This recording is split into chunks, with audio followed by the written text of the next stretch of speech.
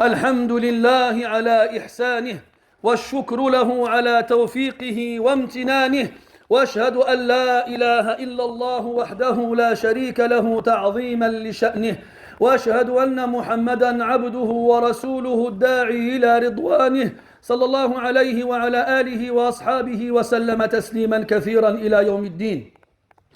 يا أيها الذين آمنوا اتقوا الله حق تقاته ولا تموتن إلا وأنتم مسلمون. Chers musulmans, notre bien-aimé prophète sallallahu alayhi wa sallam nous dit que chaque jour dans lequel le soleil se lève à nouveau, il incombe à chaque personne de s'acquitter d'une aumône pour chaque articulation dans son corps. Chaque articulation qui se trouvera entre les membres du corps humain, on se doit de s'acquitter d'une aumône pour ces articulations-là tous les jours. Car à chaque jour, Allah subhanahu wa ta'ala nous fait don de sa grâce à nouveau et nous préserve du mal ou de la maladie. Et donc, pour être reconnaissant envers Allah, on est tenu de s'acquitter d'une aumône pour chacune de nos articulations. 360 et quelques. Puis le hadith continue, dans lequel le prophète alayhi salatu wassalam nous donne plusieurs façons de faire l'aumône. La façon de base de faire l'aumône est de donner son argent dans les chemins du bien. Bien entendu, et heureusement, les personnes ne disposant pas de biens financiers dont ils pourraient s'acquitter peuvent faire l'aumône autrement, en disant du bien, ou en faisant du bien, ou en aidant autrui, et ainsi de suite. Mais là, on s'adresse à ceux qui ont les moyens de s'acquitter de ces aumônes-là. Ce hadith il nous fait comprendre que notre corps n'est pas notre propriété. On ne peut pas en faire ce qu'on veut. Et on est tenu de s'acquitter de cette aumône pour remercier Allah tabaraka wa ta'ala. Et dans le Coran, Allah azza wa jal nous ordonne de différentes façons et de différentes formes de dépenser nos biens dans son sentier et dans son chemin. Soit il nous l'ordonne directement, clairement, comme dans le verset où il dit subhanahu wa ta'ala Ya ayyuhal ladhina amanu, ô vous qui avez cru, anfiqu mimma razaqnakum, dépensez de ce qu'on vous a donné. Ou encore, Allah nous incite et nous ordonne à dépenser en nous exposant la récompense dans la dépense.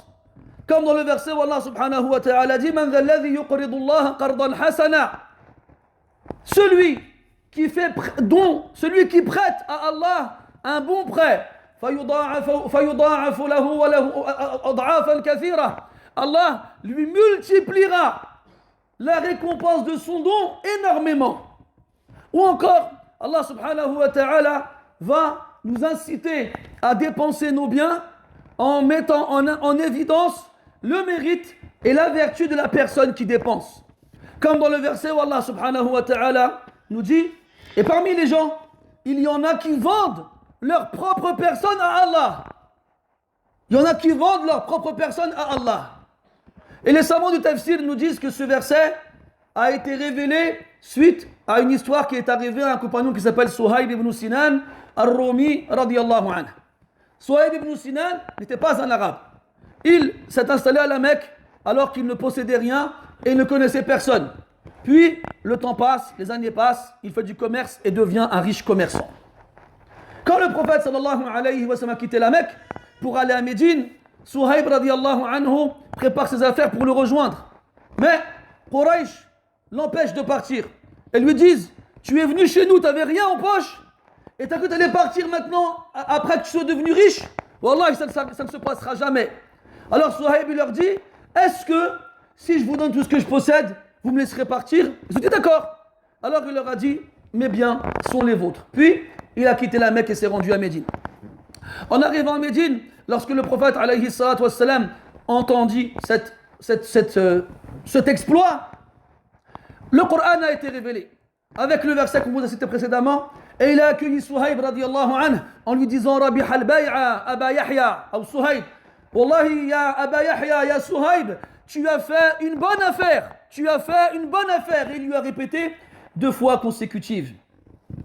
Et c'est ce genre d'exploit, on les trouve beaucoup chez les compagnons du prophète alayhi salatu wassalam radiyallahu anhum. Leur propre bien, aussi important soit-il, n'avait aucune valeur lorsqu'il s'agissait de devoir les dépenser pour Allah subhanahu wa ta'ala. On a un autre exemple avec le Uthman ibn Affan radiyallahu anhu, lors d'une expédition militaire dans laquelle il y avait beaucoup de militaires justement, beaucoup de soldats et très peu de moyens pour tous les financer. Alors le prophète alayhi salatu wassalam a appelé les compagnons à dépenser chacun comme il peut pour financer cette armée-là. Alors chacun est venu avec ce qu'il pouvait et Uthman radiyallahu anhu est venu au prophète alayhi salatu wassalam en cachant dans sa manche 1000 dinars. Et 1000 dinars, ce sont 1000 pièces d'or. Pour vous donner un aperçu, pour qu'on soit imposable à la zakat, il faut avoir 85 grammes d'or, ce qui équivaut à quelques pièces dans les 1000 pièces d'or. Donc c'est une somme colossale, une somme énorme. Il les avait cachés dans sa manche, puis il est arrivé devant le prophète alayhi salatu wassalam qui était assis et il les a posés entre ses genoux. Alors le prophète alayhi salatu wassalam regarde cette somme énorme que Uthman vient de poser entre ses genoux et en les prenant dans ses mains, il dit 2 fois de suite: après ce que Uthman a fait aujourd'hui, il n'a plus rien à craindre. Après ce que Uthman a fait aujourd'hui, il n'a plus à craindre le moindre mal. En donnant une somme pareille, dans une situation aussi délicate, il a fait une aumône extraordinaire dont la récompense est telle qu'il n'a plus à craindre un mal qu'il pourrait faire par la suite et le péché qui en résultera.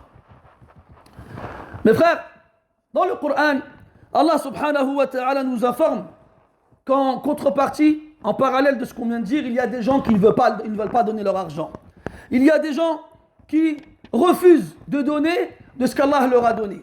Et en agissant ainsi, ils ne font que rentrer dans la liste des pingres, des avares et des radins. Comme Allah tabaraka wa ta'ala dit dans le Coran: Ha antum haoula, voici que vous tud'auna litunfiqu fi sabilillah. Voici que vous êtes appelés à dépenser dans le sentier d'Allah. Faminkum man yabkhal. Il y en a parmi vous qui font preuve d'avarice. Ils ne veulent pas, ils préfèrent garder pour eux. Wa man yabkhal fa innama yabkhalu an nafsihi. Et celui qui fait preuve d'avarice n'est avare qu'envers lui-même.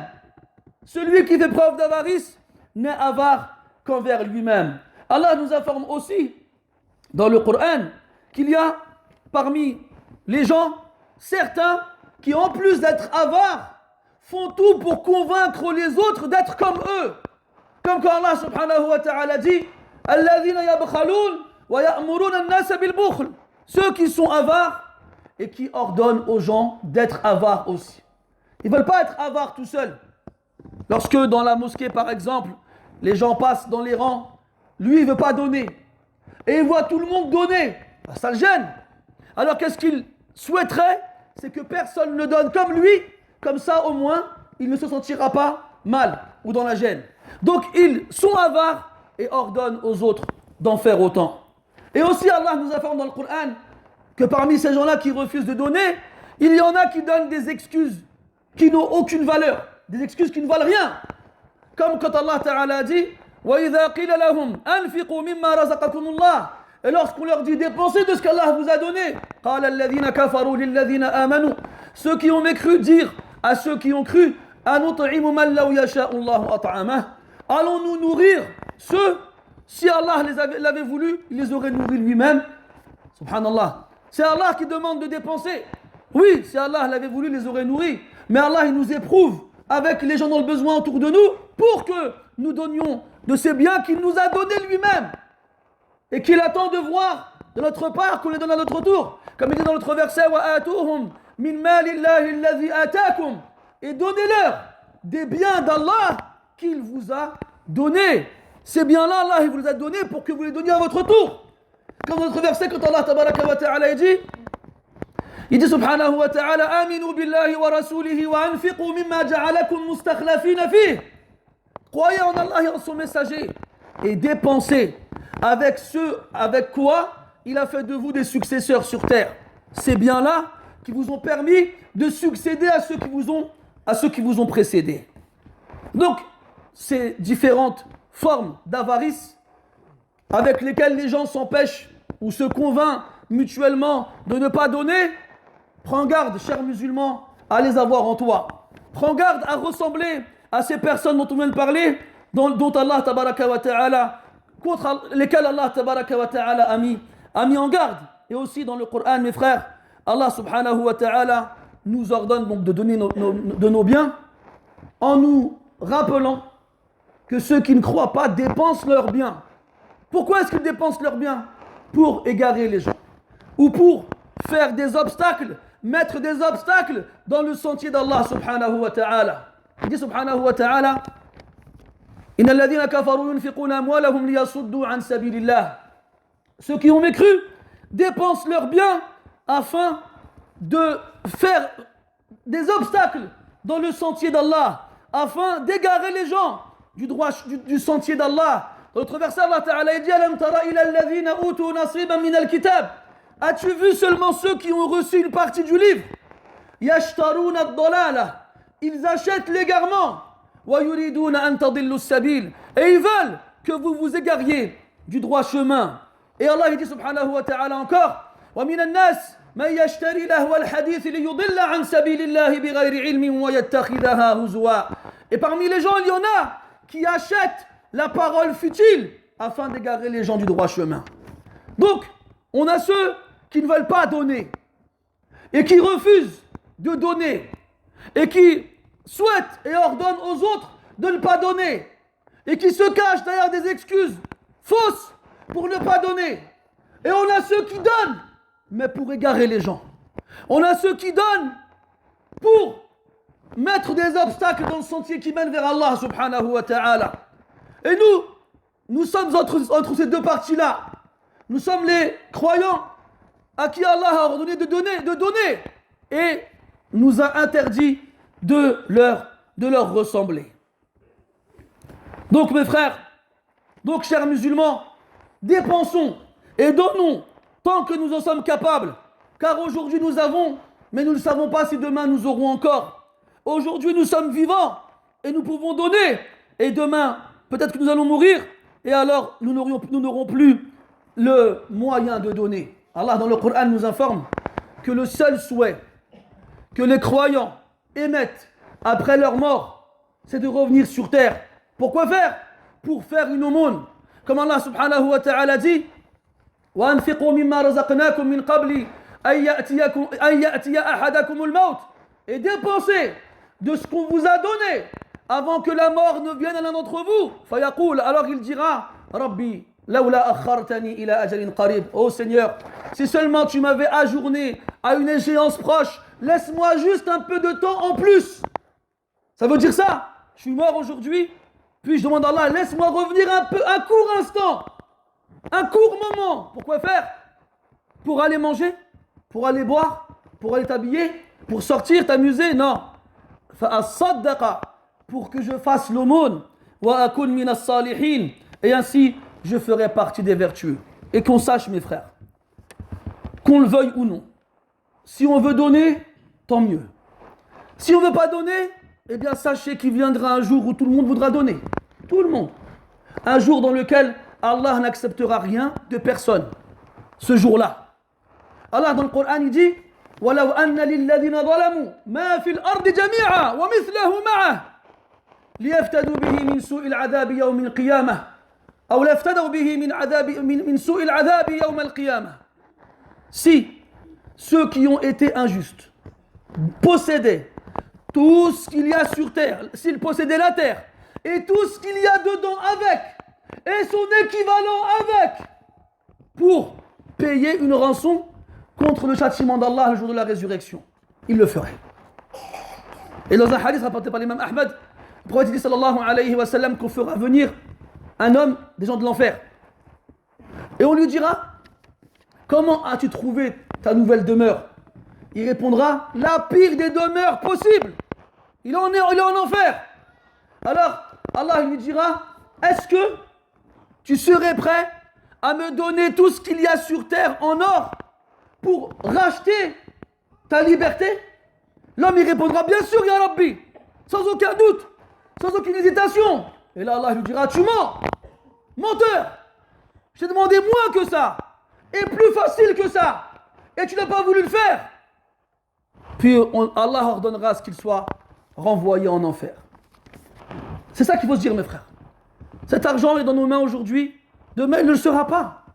Soit tu le dépenses pour toi, pour ta famille, pour ton plaisir, pour tes devoirs, mais dans tous les cas tu le dépenseras. Il est fou, celui qui cumule l'argent et n'en fait rien, ni il en profite, ni il fait profiter les autres. Celui qui dit, moi je ne veux pas dépenser, alors qu'il sache qu'un jour ou l'autre il devra dépenser. Et le jour où il voudra dépenser, on lui dira, nous n'avons que faire de tes biens. C'est trop tard. C'est ici-bas qu'il fallait les donner. C'est pas dans l'au-delà. Comme Allah dit, subhanahu wa ta'ala, d'un jour où ni fortune, ni progéniture ne sera utile. Alors, chers frères, vous savez que le mois du Ramadan est sur le point d'arriver à nouveau. Nous avons dépassé la première moitié du mois de Sha'ban. Il reste donc moins de la seconde moitié pour que le mois du Ramadan vienne nous visiter à nouveau. Et on sait tous que le mois du Ramadan est une période bénie dans laquelle les récompenses des vertueux sont multipliées à un stade que seul Allah tabaraka wa ta'ala connaît. Et aussi, on nous a appris qu'en fonction du domaine dans lequel tu vas dépenser et du besoin que les gens ont dans ce domaine-là, alors ta récompense, elle sera encore plus grande. Quand tu as le choix dans les différents domaines ou données, choisis le meilleur. Choisis celui qui va être le plus profitable et le plus utile. Et parmi ces domaines-là, la construction des mosquées et la construction des écoles. Wallahi mes frères, qu'on le veuille ou non, ça c'est des choses qu'on apprend et qu'on découvre avec le temps. Lorsqu'une mosquée est construite dans un quartier où il y a beaucoup de délinquance, laisse le temps faire. Laisse Allah subhanahu wa ta'ala faire. Laisse les années passer. Et tu verras que de plus en plus d'enfants, de jeunes, dans ces quartiers, dans ces cités, viennent à la mosquée. La présence d'une mosquée dans un quartier ne passe pas inaperçue. Elle a un impact et on le sait et on le voit. Il faut juste laisser un peu de temps passer pour qu'on s'en rende compte et qu'on voit la délinquance diminuer et qu'on voit la qualité des gens augmenter. Et encore plus quand dans ces mosquées-là, on y enseigne le Coran. On y enseigne la langue du Coran. Encore plus quand dans ces mosquées-là, on a l'intention de construire des écoles pour que les enfants, dès leur plus jeune âge, apprennent à lire le Coran, apprennent la langue arabe, et ainsi, ils seront sur un droit chemin. Donc celui qui dépense dans un domaine comme celui-ci, dans une période comme celle du Ramadan, qu'il soit sûr qu'Allah tabaraka wa ta'ala lui réservera une récompense sans pareil, une récompense sans comparaison possible. Et vous savez, il faut garder en tête que celui qui dépense dans ce genre de domaine-là, notamment les écoles, imagine-toi le nombre d'enfants qui vont rentrer dans ces écoles-là, ils ont 4 ans, 5 ans, 6 ans, je ne sais pas quel âge ils auront quand ils rentreront dans ces écoles-là, et ils apprennent les lettres de l'alphabet. Puis, avec cette lecture, ils lisent le Coran. Et on sait tous que chaque personne qui lit le Coran, qui lit une lettre du Coran, Allah lui donne au moins 10 hasanat, 10 bonnes actions. Eh bien, si tu as été à l'origine de la construction de cette école-là, eh bien Allah tabaraka wa ta'ala te donnera la même récompense que ceux qui vont y apprendre la langue arabe et le Coran. Et après ta mort, ton compteur de bonnes actions ne cessera de continuer à tourner alors que tu seras tranquillement, Inch'Allah, dans ta tombe en train de te reposer. Mes frères, dans une mosquée comme celle-ci, et vous savez que ça fait maintenant plusieurs années qu'on a entamé un projet de construction d'école et de rénovation de la mosquée dans son ensemble. Et lorsque l'on compte approximativement, je dis bien, pas précisément, le nombre de personnes qui viennent à la mosquée le vendredi, on avoisine les 1500. Là, je vois vraiment avec un chiffre à la baisse. On avoisine les 1500 personnes. Si, dans ces 1500 personnes, le 10e seulement, soit 150 personnes, s'engagent à financer 1 mètre carré cette future école, dès le premier jour du Ramadan. Dès le premier jour du Ramadan. On sait tous que la fin du Ramadan est meilleure que le début. Mais quand tu as été le premier à faire une bonne action, quand les autres avant toi ne l'ont pas fait, ça donne à cette action-là un mérite supplémentaire. Et ça va pousser les gens à en faire de même. Donc si on arrive à trouver 150 personnes, ce qui représente le 10e de vous, aujourd'hui, qui s'engagent à donner 1000 euros pour financer 1 mètre carré dès le début du mois de Ramadan, alors, masha'Allah, on aura fait énormément. On aura réussi un exploit. Et wallahi, mes frères, je sais qu'en général, les imams, lorsqu'ils appellent les gens à donner, ils sont là en train de, excusez-moi l'expression, de graisser la patte, de caresser les gens dans le sens du poil pour les encourager et pour les convaincre de donner. Mais je ne suis pas de ce genre-là. Moi, je préfère vous mettre face à vos responsabilités. Ce n'est pas une faveur qu'on vous demande. C'est un devoir qu'on vous rappelle. Comment est-ce que c'est possible que le musulman aujourd'hui, au XXIe siècle, en voyant la dépravation et la décadence autour de lui, quand il voit son enfant grandir, il n'a comme souci dans la tête que comment il va grandir cet enfant-là. Qu'est-ce qu'il va me faire quand il sera adulte? Qu'est-ce que je risque d'entendre ou de voir? Wallahi, mes frères, on n'est pas dans une situation où on peut se permettre de laisser les choses aller toutes seules et d'attendre le résultat par la suite. Non. Il faut mettre de tous les moyens de notre côté pour favoriser notre évolution en tant que musulmans et l'éducation de nos enfants dans un environnement comme celui-ci. Ce n'est pas une faveur qu'on vous demande, c'est un devoir qu'on vous rappelle. C'est un devoir qu'on vous rappelle.